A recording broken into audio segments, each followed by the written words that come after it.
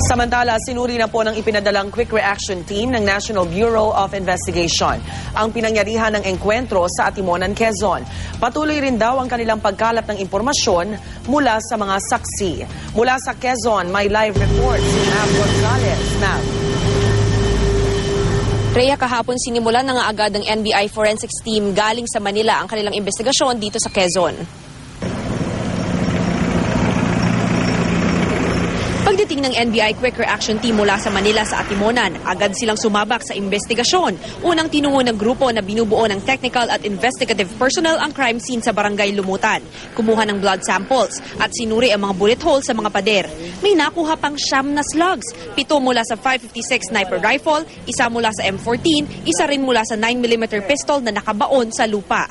Ang ballisticians ang titingin sa lahat ng firearms-related evidence, habang ang chemists ang magche-check ng mga blood stains sa crime scene at sa mga sasakyan ng mga nasawi. Mga tao natin dito, yung sa ating sa technical pa lang, marami na. Kasi combined ito ng ating sa ballistics, sa chemistry, at saka yung mismong sa photography natin nandito.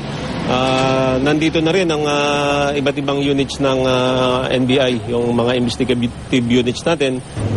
Mula sa crime scene, dumiretso sila sa Atimonan Police Station para naman sa bullet trajectory examination sa dalawang SUV. Binilang ulit ang bullet entry at exit points, trajectory ng bala at pagmamatch sa mga nakuhang basyo sa mga baril na na-recover sa mga nasawi. May nakuha pang isang slug sa loob ng unang SUV. Hindi naman makumpirma ng NBI kung bakit sa ikalawang SUV na walang plaka nakita ang sticker ng Office of the President sa may windshield. Isasama ito sa investigasyon. Gusto na ring makuha ng NBI ang materials mula sa fact-finding committee ng PNP. Hinihintay pa rin natin ang turnover ng mga ebidensya from the PNP.